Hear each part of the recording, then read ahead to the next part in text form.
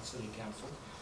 Certainly you bring up a valid point, and I think it needs just explaining a little bit. There are two different issues here. Firstly, the issue of the resource consent that Dan's talking about in that process, and I would just add to that, that while you may have turned up for this meeting tonight, unless you make a submission, you won't be part of that process after the submission's closed. So if you do have concerns, you really need to put that in writing so that you can be part of the process, and that process may include, and I'm sure it will, a pre-hearing meeting where you can sit down around the table and hopefully nut out some of the issues of contention.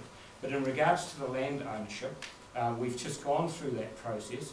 Hutt City Council has taken a very proactive approach to telecommunications and ensuring all of its residents have good coverage of cell phone coverage and technology. We did notify it. The application came through to the officers originally. They looked at it, the officers looked at it independently, I might add, and they need to be able to look at it independently. There's no political interference or pressure in any way put on the officers. Then they make that judgment call, and I would think everyone in this room would agree that that should be the process. Councillors and their council officers in their professional positions should be able to look at things without any political influence whatsoever.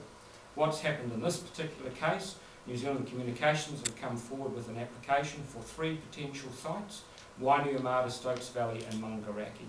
The Wainuiomata and the Stokes Valley sites went through non-notified because the officer looked at it independently and took into account a lot of the issues that have been discussed tonight. My understanding, and the gentleman from New Zealand Communications may be able to tell me differently, was there was a change to the Maungaraki application. Therefore, on re-looking at it, the council officer independently believed that it needed to go to full notification.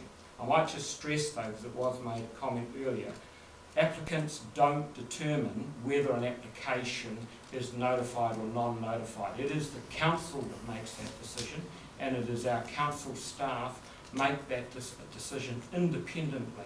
No political interference whatsoever, and I think you, as I say, would all agree, you wouldn't want that political interference. What they come through for is an application to use the site, a licence to operate. We've looked at that, and what we have said as a committee, and one of your local councillors was part of that committee, and he, I can assure you, raised a number of the issues that have been raised tonight.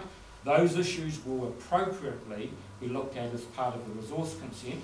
What council looked at 2 weeks ago was the licence to operate, and we have said that subject to the necessary resource consents being granted, and that will be a detailed process, then we accept that we will allow New Zealand Communications to use that site. That was a publicly telecom calling, that's the one. We did notify that meeting, but I might just add, just to give you some reassurance, as chair of the committee, we do have pre-agenda meetings. When it came to me that the officers had made the decision that it was to go through directly, because he was taking it as a citywide approach, I had some reservation, and I asked for an immediate memorandum to go to all members of your Central Western Committee that represent you here in this area. A number of them are here tonight, Catherine and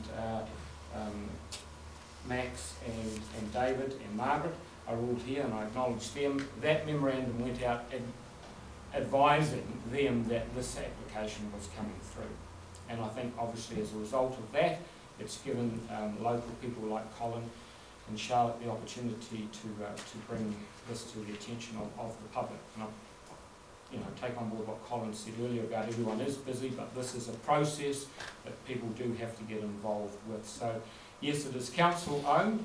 We've gone through that process, assessed it against the criteria, it meets the criteria, but we have only granted a licence subject to the resource consent process and being approved. So that's where you all come in, and that's, whereas I think the lady said earlier, this is the start of the process.